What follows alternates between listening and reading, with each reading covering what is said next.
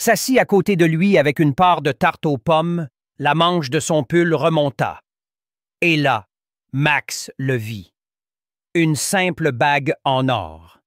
Pas un bijou sophistiqué, mais ancienne, usée, avec une gravure à l'intérieur, visible une fraction de seconde. C'était assez. C'était la même bague qu'il avait offerte à sa sœur défunte des années auparavant.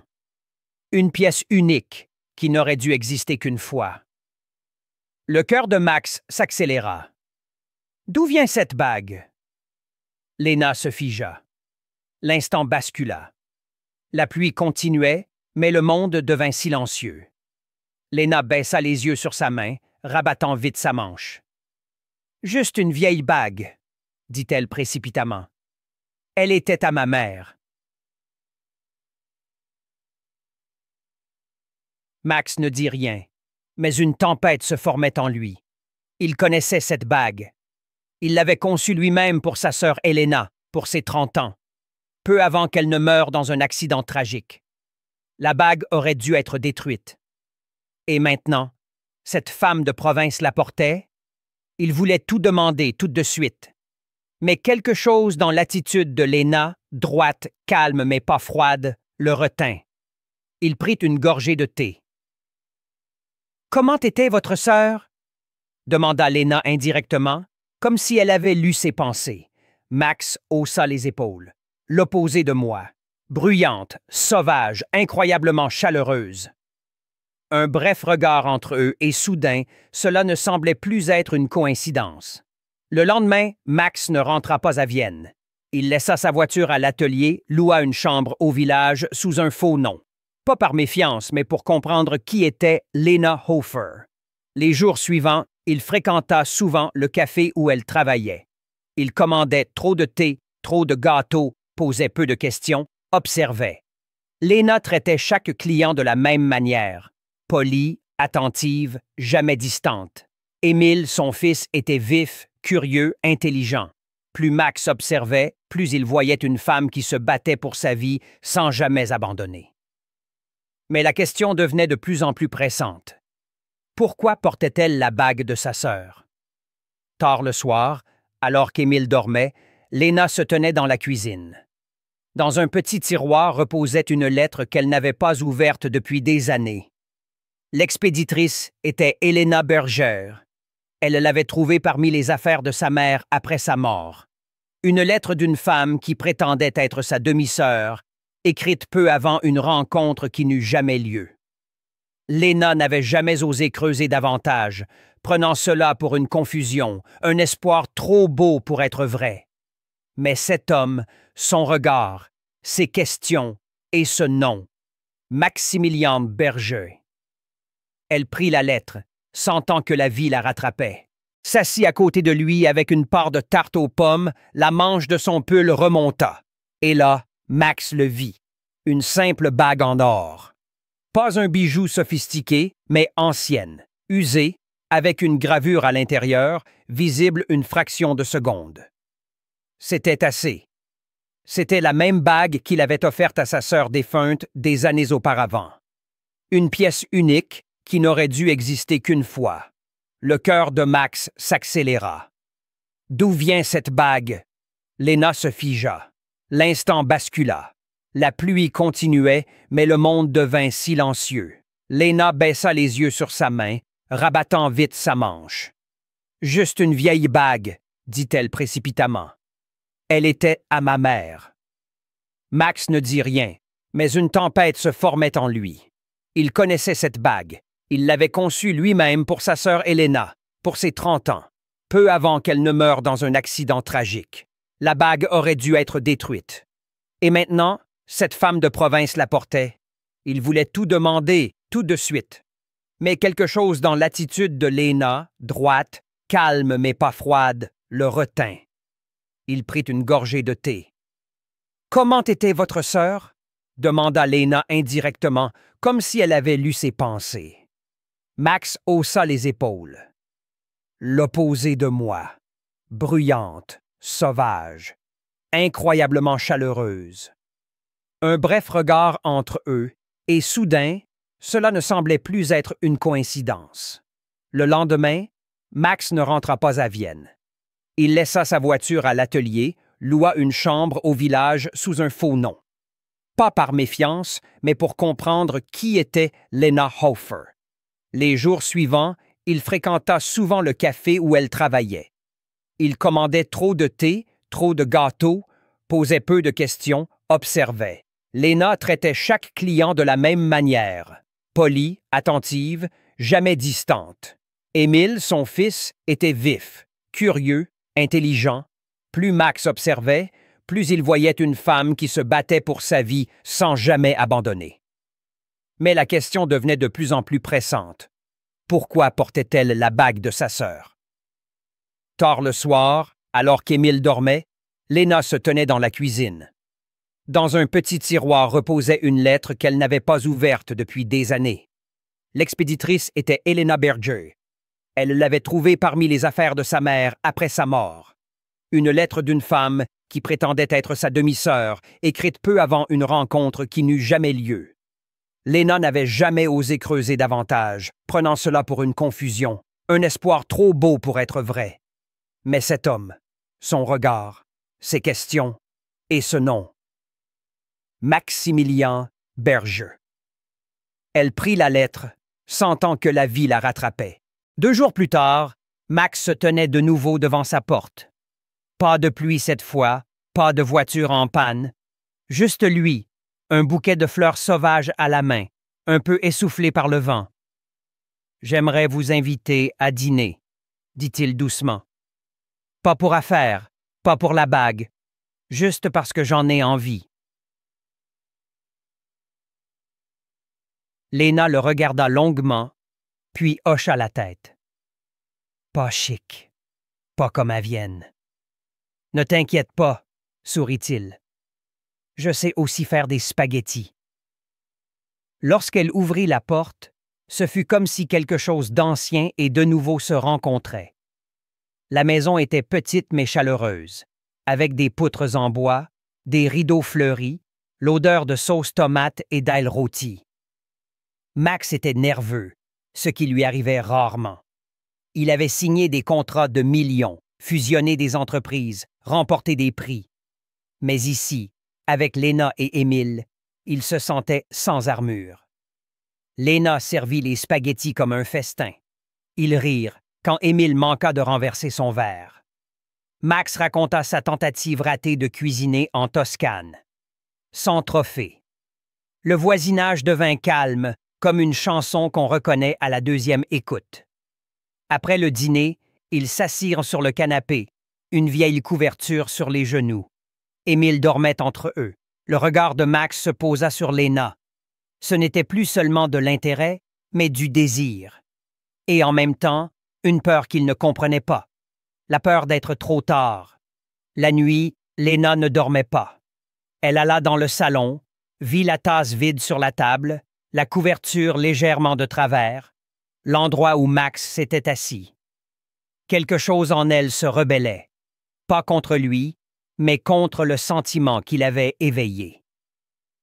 L'espoir. Elle rouvrit la lettre d'Elena Berger. Elle ne parlait pas seulement de leur lien de demi-sœur, mais aussi d'une excuse. « J'ai agi trop tard, mais je veux te trouver avant qu'il ne soit trop tard. » Voyez que ton père. La lettre n'avait jamais reçu de réponse. Sa mère avait dû la cacher, par peur ou par honte. Une photo était jointe. 2 enfants, Elena et un petit garçon. Au dos. Maxi et moi, été 1993. Lena fixa le visage du garçon. Les mêmes yeux, la même expression. Elle sut que ce n'était pas une coïncidence. Le lendemain matin, Max était de retour, avec des croissants et un sourire nerveux. Lena le laissa entrer, mais l'air était différent. Au petit déjeuner, Émile était joyeux comme toujours, mais Lena restait plus silencieuse. Enfin, quand le garçon partit dans sa chambre, elle posa la photo devant Max. Il la fixa. Sa main trembla légèrement en prenant le papier. Les secondes devinrent des éternités. « Pourquoi ne m'as-tu jamais dit qui tu étais ?» demanda-t-elle enfin. Max la regarda. Pour la première fois, toutes ses défenses tombèrent. Parce que je ne savais pas. Je savais juste que tu étais différente, et j'avais peur d'être encore trop tard. Il n'y avait ni reproche ni drame, juste une vérité crue, empreinte de dignité. Le lendemain, Max fit ses adieux. Émile lui tendit un dessin maladroit mais sincère. Pour Max, qui a sauvé notre voiture. Léna l'accompagna jusqu'au portail du jardin. Pas d'étreinte, pas de baiser, juste un regard long et profond. « Quoi qu'il arrive, dit-il, je reviendrai. Pas parce que je dois, mais parce que je veux. »« Je n'attendrai pas, » murmura-t-elle, un sourire triste aux lèvres. « Mais je serai ouverte. » Il hocha la tête, gravant ces mots dans son cœur. C'est assez. Il partit, et pour la première fois depuis des années, il ne se sentit pas déchiré, mais entier, comme si une partie de lui savait qu'il avait trouvé quelque chose de rare. Les semaines passèrent. Léna reprit son rythme au café, servant des habitués avec son sourire habituel. Émile entra à l'école, apportant une nouvelle énergie à la maison avec ses histoires et ses questions incessantes. Mais chaque matin, au lever du soleil, une question silencieuse planait. Reviendra-t-il? Puis, 3 semaines plus tard, une voiture familière s'arrêta devant la maison. Max en sortit, un sac à la main, le regard changé, non plus celui d'un visiteur, mais celui d'un homme qui rentrait chez lui. « J'ai quitté le conseil, » dit-il dès qu'elle ouvrit la porte. « J'ai décidé de construire quelque chose de nouveau, ici, avec toi, si tu veux. » Léna le regarda, et un sourire naquit sur ses lèvres, pas un triomphe, mais un amour calme, profond, mûr. « Alors entre, » dit-elle. « Mais cette fois, c'est toi qui fais le thé. »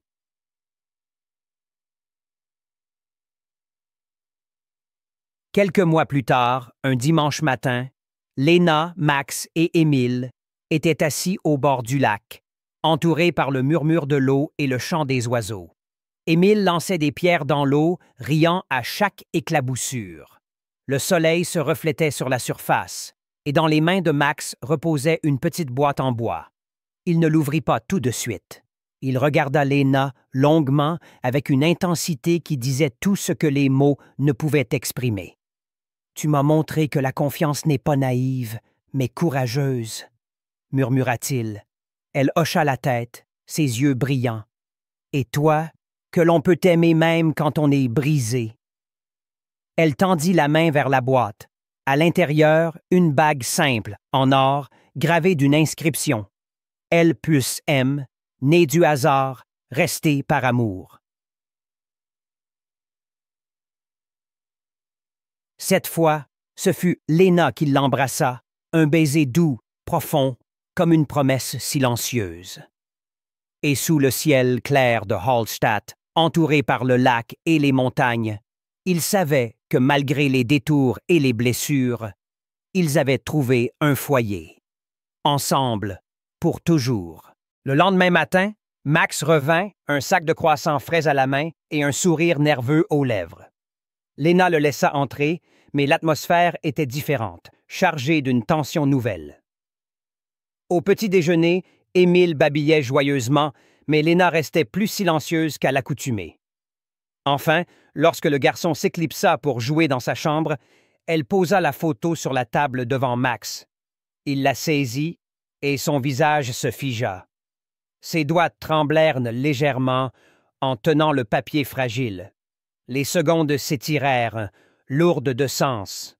« Pourquoi ne m'as-tu jamais dit qui tu étais ?» demanda Léna, sa voix calme mais ferme. Max leva les yeux vers elle, et pour la première fois, toutes ses défenses s'effondrèrent.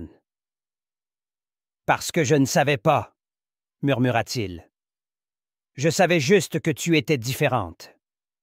Et puis, j'ai eu peur d'être encore trop tard. » Le silence qui suivit était dense, mais pas hostile. Il était rempli de vérités trop longtemps enfouies. Ils restèrent assis là, parlant à peine, mais se regardant vraiment. pas comme des étrangers, ni comme une hôtesse et son invité, mais comme deux âmes qui, par un détour douloureux, avaient trouvé ce qu'elles croyaient perdu à jamais. Un lien. Max parla d'Elena, de son rire éclatant, de l'accident qui avait brisé sa famille, des années où il s'était fermé au monde. Lena raconta sa mère, les années de lutte après sa mort, la force qu'elle avait dû puiser pour élever Émile seul. Et puis, presque comme une prière, Max murmura « Peut-être qu'elle voulait qu'on se rencontre. Peut-être qu'elle t'a donné cette bague pour qu'un jour tu frappes à ma porte, même sans le savoir. » Lena le regarda, ses yeux ne vacillant pas. « Peut-être, » répondit-elle. « Mais je ne suis pas restée à cause de la bague. Je suis restée à cause de toi. » Dehors, le soleil matinal perçait les nuages, illuminant un coin du monde qui semblait soudain moins hostile. Max resta au village, prolongeant son séjour à la pension. Chaque soir, il retrouvait Lena et Émile, et les moments passés ensemble devinrent plus riches, plus profonds. Les conversations s'étiraient tard dans la nuit, ponctuées de rires et de silences complices. Quelque chose grandissait entre eux, quelque chose que Max ne pouvait nommer, car il l'avait oublié depuis trop longtemps.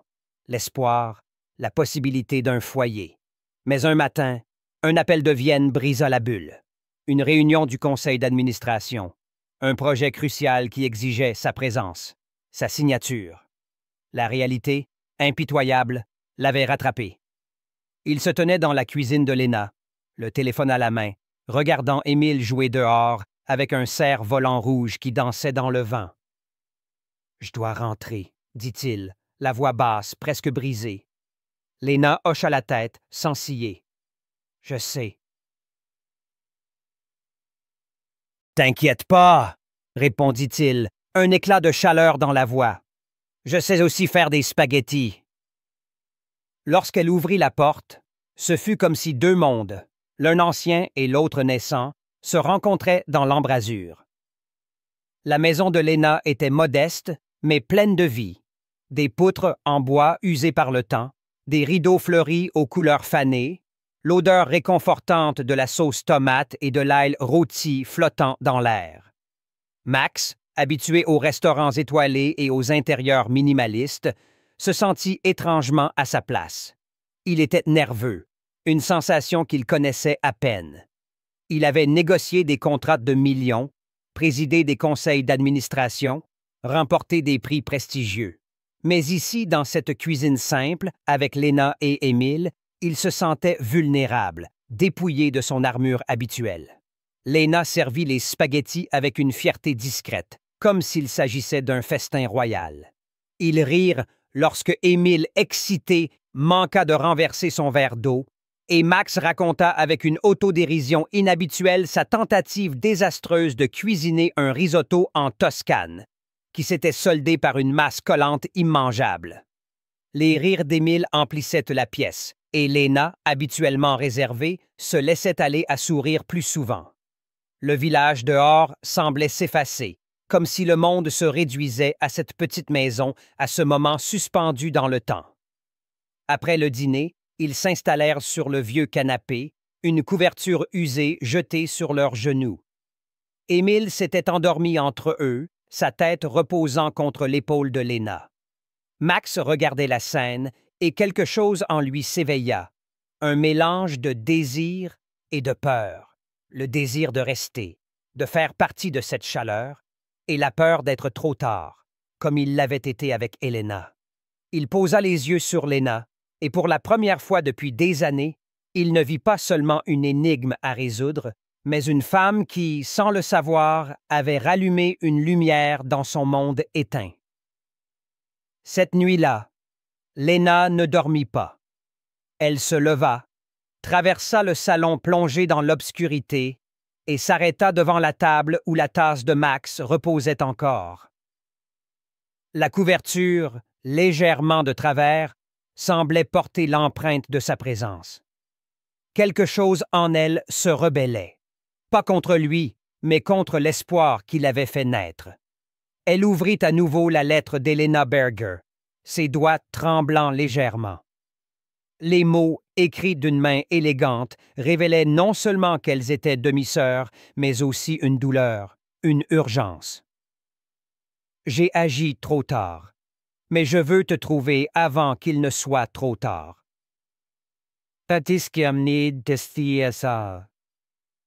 Une photo était jointe. 2 enfants sur une plage, riant sous un soleil d'été. Au dos, une inscription. Maxi et moi. Été 1993. Léna fixa le visage du garçon, les mêmes yeux, la même intensité qu'elle avait vue chez Max. Elle comprit alors que ce n'était pas une coïncidence. Poids de ses pensées. Max haussa les épaules, un geste qui masquait des années de chagrin. L'opposé de moi. Bruyante, sauvage, incroyablement chaleureuse. Elle vivait chaque jour comme si c'était une aventure. Un silence suivit, chargé d'une compréhension tacite. Leurs regards se croisèrent et pour la première fois, Max sentit que cette rencontre n'était peut-être pas un simple hasard. Le lendemain, au lieu de reprendre la route pour Vienne, Max laissa sa voiture à l'atelier du village et loua une chambre dans une petite pension sous un faux nom. Non pas par méfiance, mais par un besoin viscéral de comprendre qui était Léna Hofer. Pourquoi portait-elle la bague de sa sœur? Que cachait cette femme à l'apparence si simple, mais dont chaque geste semblait empreint d'une force tranquille? Les jours suivants, il devint un habitué du café où elle travaillait. Il commandait des thés qu'il ne finissait pas, des parts de gâteaux qu'il touchait à peine et observait. Léna traitait chaque client avec la même attention, un sourire sincère, une parole aimable, jamais distante. Émile, son fils, apparaissait parfois, courant entre les tables avec une énergie contagieuse, posant des questions naïves qui faisaient rire les habitués. Plus Max les observait, plus il voyait une femme qui portait le poids de la vie avec une dignité rare, une femme qui n'avait jamais baissé les bras, même face aux épreuves. Mais la question de la bague continuait de le hanter, comme une énigme qu'il ne pouvait résoudre. Chaque soir, il repensait à Elena, à leurs souvenirs d'enfance, à la douleur de sa perte. Et maintenant, cette bague, ce lien impossible, semblait l'appeler à creuser plus loin. Une nuit, alors qu'Émile dormait et que la maison de Léna était plongée dans un silence paisible, elle se tenait seule dans la cuisine. Dans un tiroir, caché sous des torchons, reposait une lettre qu'elle n'avait pas touchée depuis des années. L'expéditrice était Elena Berger. Léna l'avait trouvée parmi les affaires de sa mère après son décès. Une lettre d'une femme qui prétendait être sa demi-sœur, écrite peu avant une rencontre qui n'avait jamais eu lieu. Léna avait toujours cru à une erreur, un rêve trop fragile pour être vrai. Elle avait rangé la lettre, refusant de s'y attarder par peur de ce qu'elle pourrait découvrir. Mais maintenant, cet homme, Maximilian Berger, avec ses questions voilées et son regard intense, faisait ressurgir ce passé enfoui. Elle prit la lettre dans ses mains, sentant que la vérité qu'elle avait si longtemps évitée était sur le point de la rattraper. 2 jours plus tard, Max se tenait à nouveau devant sa porte. Le ciel était clair cette fois, sans pluie, mais le vent portait une fraîcheur automnale. Il tenait un bouquet de fleurs sauvages cueillies sur le bord du chemin, et son visage trahissait une nervosité inhabituelle. « J'aimerais vous inviter à dîner, » dit-il, sa voix douce mais ferme. « Pas pour affaire, pas pour la bague, juste parce que j'en ai envie. » Léna le regarda longuement, ses yeux scrutant les siens comme pour y lire ses intentions. Puis elle hocha la tête. « Pas chic, pas comme à Vienne, » dit-elle avec un léger sourire. « Ne vous mettre au sec. C'est chaud chez nous. Et mon fils Émile ne veut pas dormir aujourd'hui de toute façon. » Max voulut refuser, par réflexe, par habitude de garder le contrôle. Mais il aperçut le visage d'Émile, qui le regardait depuis la camionnette avec un mélange de curiosité et d'amusement, et quelque chose en lui céda. Une sensation oubliée, un mélange de charme et de gratitude qu'il n'avait pas ressenti depuis longtemps. 10 minutes plus tard, il était assis à une table en bois usé, dans une petite maison aux murs tapissés de papier peint démodé, mais chaleureux. Une tasse de thé fumant réchauffait ses mains, et l'odeur réconfortante de la cannelle et du bois brûlé emplissait l'air. Léna s'affairait dans la cuisine, préparant une tarte aux pommes faite maison. Émile, assis sur un tapis élimé, construisait une tour bancale avec des blocs de bois, jetant de temps à autre un sourire timide à cet étranger en costume. Max, habitué au silence aseptisé des hôtels de luxe et des salles de réunion feutrées, se surprit à écouter. Pas seulement les bruits de la maison, le craquement du plancher, le sifflement de la bouilloire, mais aussi le calme qui émanait de Léna, une présence à la fois simple et profonde. Quand elle s'assit à côté de lui pour lui tendre une part de tarte, la manche de son pull en laine remonta légèrement, révélant un éclat doré à son poignet. Max le vit immédiatement. Une bague, simple, ancienne, usée par le temps, mais portant une gravure unique à l'intérieur, visible l'espace d'un instant. Son cœur s'arrêta. C'était la bague qu'il avait conçue lui-même, des années auparavant, pour sa sœur Helena, à l'occasion de ses 30 ans. Une pièce unique, gravée d'un motif qu'il avait imaginé, un cadeau chargé de sens, censé être perdu à jamais après l'accident tragique qui avait emporté Helena.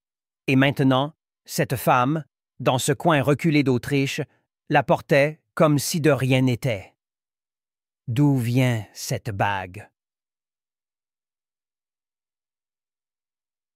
Demanda-t-il, sa voix plus rauque qu'il ne l'aurait voulu. Léna se figea, son sourire s'effaçant. L'atmosphère bascula, comme si le temps s'était suspendu. La pluie continuait de marteler les vitres, mais le monde semblait soudain silencieux. Léna baissa les yeux sur sa main, rabattant précipitamment sa manche. « Juste une vieille bague, » dit-elle, trop vite, presque nerveusement. « Elle appartenait à ma mère. » Max ne répondit pas, mais une tempête se déchaîna en lui. Il connaissait cette bague. Il l'avait dessinée, choisie, offerte. Elle était censée avoir été détruite dans l'incendie qui avait suivi l'accident. Comment était-elle arrivée là, aux doigts de cette femme qu'il venait à peine de rencontrer? Il voulut poser 1000 questions, exiger des réponses, mais quelque chose dans l'attitude de Léna, droite, calme, mais avec une pointe de vulnérabilité, le retint. Au lieu de cela, il prit une gorgée de thé, laissant le liquide chaud apaiser la tension dans sa poitrine. « Comment était votre sœur? » demanda Léna, comme si elle avait senti La pluie s'intensifia, trempant ses cheveux soigneusement coiffés et glissant en rigoles froides sur son visage. Max scruta la route, espérant un signe de vie, une lumière au loin, mais il n'y avait rien, juste le murmure du vent dans les pins et le martèlement incessant de la pluie. Puis, comme surgi d'un rêve ou d'un mirage, une camionnette rouillée apparut au détour d'un virage, ses phares perçant faiblement le brouillard. Le véhicule s'arrêta à quelques mètres et la portière du conducteur s'ouvrit lentement. Une femme en descendit, petite, blonde, portant un imperméable vert olive et des bottes en caoutchouc usées mais robustes. À l'arrière, un garçon d'environ 5 ans, aux cheveux bouclés, observait depuis la fenêtre, ses yeux brillants de curiosité. « Vous avez besoin d'aide? » demanda-t-elle. Sa voix était claire, amicale, teintée d'un accent autrichien marqué, typique de la Haute-Autriche. Elle s'approcha, une boîte à outils cabossée à la main, ses pas assurés sur le gravier glissant. Max la dévisagea, partagé entre l'irritation et l'étonnement. Demander de l'aide lui était étranger, presque humiliant, surtout à une femme qui semblait appartenir à un monde si différent du sien. Un monde où les voitures de luxe et les costumes sur mesure n'avaient aucune importance face à la rudesse de la vie quotidienne. Mais lorsqu'il croisa son regard, il s'arrêta un instant. Léna Hofer, 30 ans, célibataire, serveuse au café du village le matin et parfois réceptionniste à la pension le soir pour joindre les deux bouts. Ses mains, bien que fines, portaient les marques d'une vie de labeur. Des ongles courts, une peau légèrement rugueuse.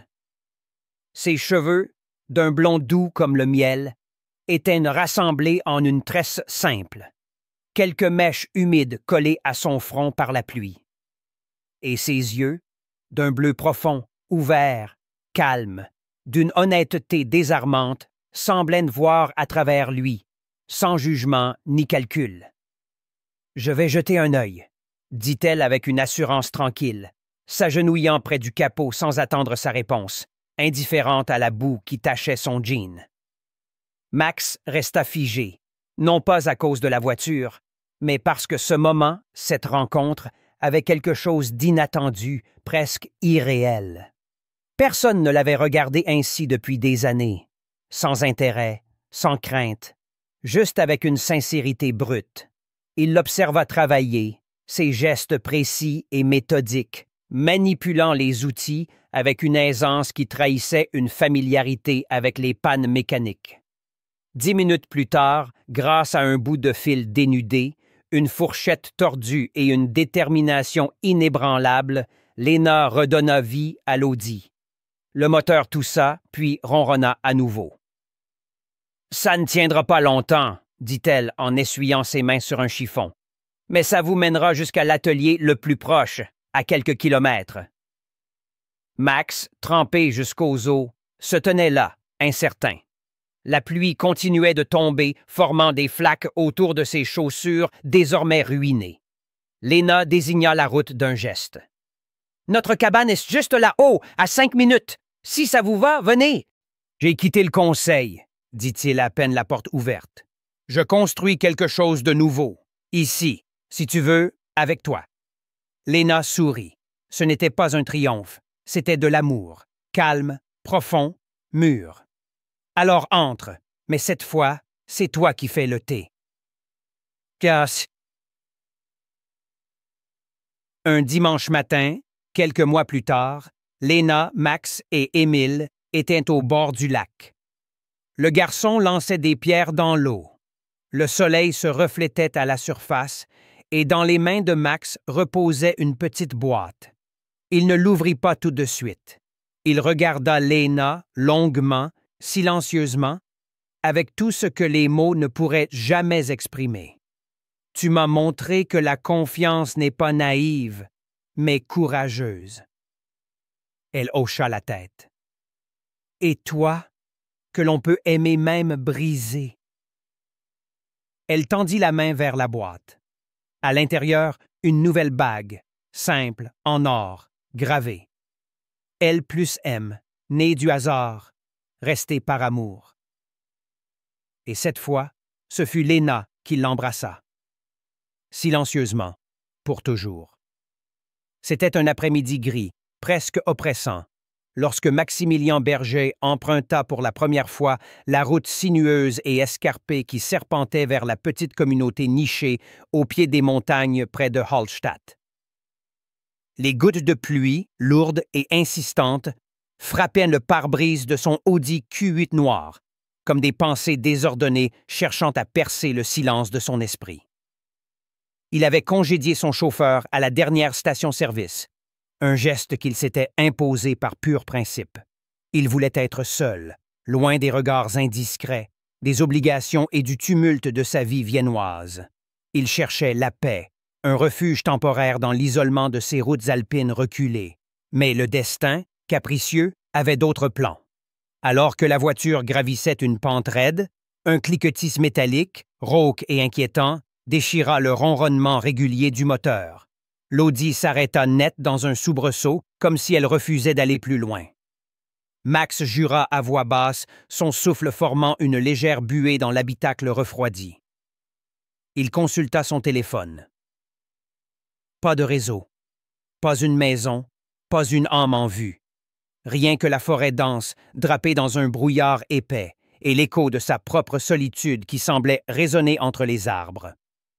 Il ouvrit la portière, posant un pied prudent sur le gravier boueux. Ses chaussures en cuir italien, polies à la perfection, s'enfoncèrent légèrement dans la terre humide. Son manteau de laine, taillé sur mesure à Milan, semblait absurdement hors de propos dans cet environnement sauvage et indifférent. 2 jours plus tard, Max se tenait de nouveau devant sa porte. Pas de pluie cette fois, pas de voiture en panne. Juste lui, un bouquet de fleurs sauvages à la main, un peu essoufflé par le vent. « J'aimerais vous inviter à dîner, » dit-il doucement. « Pas pour affaire, pas pour la bague, juste parce que j'en ai envie. » Léna le regarda longuement, puis hocha la tête. « Pas chic, pas comme à Vienne. »« Ne t'inquiète pas, » sourit-il. « Je sais aussi faire des spaghettis. » Lorsqu'elle ouvrit la porte, ce fut comme si quelque chose d'ancien et de nouveau se rencontrait. La maison était petite mais chaleureuse, avec des poutres en bois, des rideaux fleuris, l'odeur de sauce tomate et d'ail rôti. Max était nerveux, ce qui lui arrivait rarement. Il avait signé des contrats de millions, fusionné des entreprises, remporté des prix. Mais ici, avec Léna et Émile, il se sentait sans armure. Léna servit les spaghettis comme un festin. Ils rirent quand Émile manqua de renverser son verre. Max raconta sa tentative ratée de cuisiner en Toscane, sans trophée. Le voisinage devint calme, comme une chanson qu'on reconnaît à la 2e écoute. Après le dîner, ils s'assirent sur le canapé, une vieille couverture sur les genoux. Émile dormait entre eux. Le regard de Max se posa sur Léna. Ce n'était plus seulement de l'intérêt, mais du désir. Et en même temps, une peur qu'il ne comprenait pas. La peur d'être trop tard. La nuit, Léna ne dormait pas. Elle alla dans le salon, vit la tasse vide sur la table, la couverture légèrement de travers, l'endroit où Max s'était assis. Quelque chose en elle se rebellait, pas contre lui, mais contre le sentiment qu'il avait éveillé. L'espoir. Elle rouvrit la lettre d'Elena Berger. Elle ne parlait pas seulement de leur lien de demi-sœur, mais aussi d'une excuse. « J'ai agi trop tard, mais je veux te trouver avant qu'il ne soit trop tard. » La lettre n'avait jamais reçu de réponse. Sa mère avait dû la cacher par peur ou par honte. Une photo était jointe. 2 enfants, Elena et un petit garçon. Au dos. Maxi et moi, été 1993. Léna fixa le visage du garçon. Les mêmes yeux, la même expression. Elle sut que ce n'était pas une coïncidence. Le lendemain matin, Max était de retour, avec des croissants et un sourire nerveux. Léna le laissa entrer, mais l'air était différent. Au petit déjeuner, Émile était joyeux comme toujours, mais Léna restait plus silencieuse. Enfin, quand le garçon partit dans sa chambre, elle posa la photo devant Max. Il la fixa. Sa main trembla légèrement en prenant le papier. Les secondes devinrent des éternités. « Pourquoi ne m'as-tu jamais dit qui tu étais? » demanda-t-elle enfin. Max la regarda. Pour la première fois, toutes ses défenses tombèrent. « Parce que je ne savais pas. Je savais juste que tu étais différente, et j'avais peur d'être encore trop tard. »